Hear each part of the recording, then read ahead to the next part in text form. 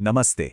आज हम एक ऐसी किताब के बारे में बात करने वाले हैं जिसने दिमाग और हमारी सोच को देखने का नजरिया ही बदल कर रख दिया। नोबेल प्राइज विनर डैनियल कॉनेमैन की master class thinking fast and slow.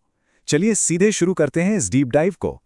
kahneman ने एक बहुत मजेदार बात कही थी। उनका बेसिक आइडिया सिर्फ बड़ी बड़ी एकेडमिक बातें करना नहीं था। वो चाहते थे कि हमारी जो आम ऑफिस वाटर कूलर वाली बातचीत होती है, यानी जो रोजमर्रा की गॉसिप और चर्चा होती है, उसकी क्वालिटी बेहतर हो।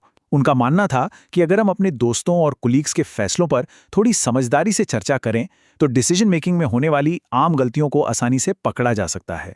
तो आज की चर्चा का रोड मैप कुछ ऐसा रहेगा। सबसे पहले समझदारी भरी गॉसिप क्या है, फिर मिलेंगे सिस्टम 1 और सिस्टम 2 से। उसके बाद मस्तिष्क के 5 हिस्से, 3 महान ड्युअलिटीज और आखिर में इंट्यूशन के चमत्कार। आगे बढ़ते हैं। पहला हिस्सा, समझदारी भरी गॉसिप का आखिर गोल क्या है? सीधा सा जवाब है, गलतियों को पहचानना। अब एक सच्ची बात सोचिए, क्या अपनी गलतियां मानना आसान होता है? बिल्कुल नहीं। खुद की गलतियों को पहचानने से कहीं ज्यादा आसान, और सच कहूं तो कहीं ज्यादा मजेदार, दूसरों की गलतियां निकालना होता है ना? कहानी मैन का कहना है कि जब हमें पता होता है कि दूसरे लोग हमारे फैसलों पर आगे चलकर एक इंटेलिजेंट गॉसिप करेंगे, तो हम खुद ही अपने फैसलों पर 2 बार सोचते हैं। ये अपने आप में क्रिटिकल थिंकिंग बढ़ाने का एक शानदार तरीका है। आते हैं दूसरे हिस्से पर, मिलते हैं सिस्टम 1 और सिस्टम 2 से। ये हैं हमारे मस्तिष्क के 2 मुख्य किरदार। अब यहां सबसे इंटरेस्टिंग चीज शुरू होती है। दिमाग के इन दोनों हिस्सों में जमीन आसमान का अंतर है। सिस्टम 1 बहुत फास्ट, ऑटोमैटिक और इमोशनल होता है। ये लगातार बिना मेहनत के हमारे आसपास की चीजों को प्रोसेस करता रहता है। वहीं दूसरी तरफ सिस्टम 2 थोड़ा धीमा, कैलकुलेशन करने वाला और लॉजिकल होता है। इसे एक आलसी मैनेजर की तरह समझ लीजिए, जो आमतौर पर आराम करता है और सिर्फ तभी एक्टिव होता है जब सच में उसकी बहुत जरूरत पड़े। इसे एक रियल लाइफ किस्से से समझते हैं। किताब में एक एग्जाम्पल है जहां एक बड़े एग्जीक्यूटिव ने फोर्ड कंपनी के शेयर्स में करोड़ों रुपए लगा दिए। कारण बस इतना कि वो हाल ही में एक ऑटो शो में गया था और वहां गाड़ियां देख के उसे लगा, भाई क्या कमाल की गाड़ियां बनाते हैं ये लोग। ये एकदम सिस्टम 1 का रिएक्शन था, प्योर गट फीलिंग। लेकिन ध्यान दीजिए, दिमाग ने अनजाने में यहां किया क्या? क्या उस इन्वेस्टर ने यह सोचा कि क्या फोर्ड का स्टॉक अभी सस्ता है या महंगा? नहीं। दिमाग ने एक मुश्किल फाइनेंशियल सवाल को एक बहुत ही आसान सवाल में बदल दिया कि क्या मुझे फोर्ड की गाड़ियां पसंद हैं? इसे ही हम इंट्यूटिव ह्यूरिस्टिक कहते हैं। जब कोई सवाल मुश्किल लगता है तो हमारा दिमाग चुपचाप उसे किसी आसान सवाल से रिप्लेस कर देता है। एक और छोटा सा एक्सपेरिमेंट सोचिए। अगर कोई पार्क में टहलते हुए अचानक से दिमाग में 23 को 78 यानी 23 को 78 से मल्टीप्लाई करने की कोशिश करे तो क्या होगा? ऐसे भारी मानसिक काम के लिए सिस्टम 2 को जागना पड़ता है। और आप देखेंगे कि ऐसी कॉम्प्लेक्स मैथ सॉल्व करते करते चलने वाले के कदम खुद ब खुद रुक जाएंगे, क्योंकि दिमाग एक ही वक्त में 2 एफर्ट वाले काम नहीं संभाल सकता। आगे बढ़ते हैं तीसरे हिस्से की तरफ, मस्तिष्क के 5 हिस्से, जो असल में इस किताब का पूरा आर्किटेक्चर है। पहला हिस्सा वही है जिसकी हमने अभी बात की, यानी सिस्टम 1 और सिस्टम 2।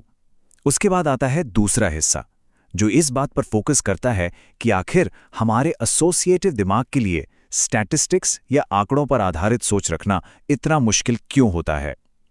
ये दोनों हिस्से मिलकर हमारी डिसीजन मेकिंग का बेस बनाते हैं। तो शुरुआती 3 पार्ट्स कुछ इस तरह हैं। पहला, दोनों सिस्टम्स।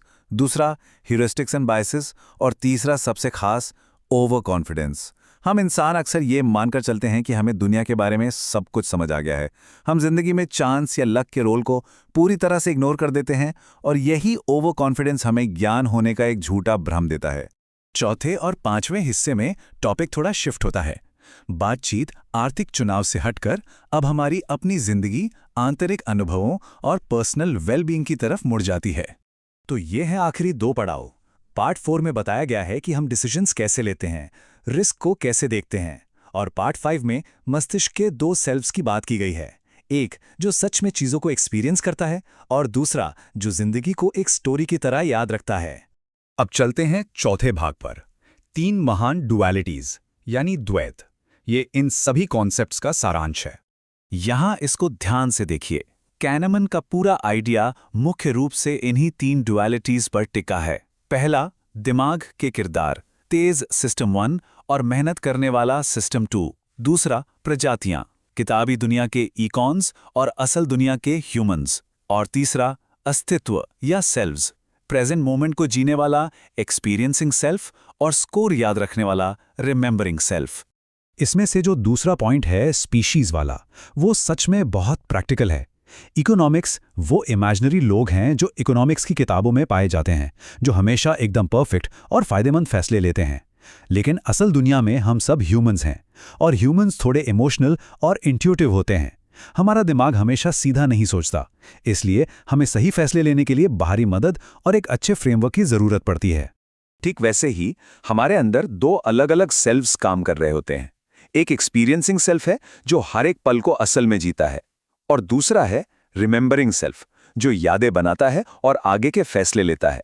सबसे हैरानी की बात पता है क्या है? ये याद रखने वाला हिस्सा अक्सर इस बात को भूल जाता है कि कोई इवेंट कितनी देर तक चला था।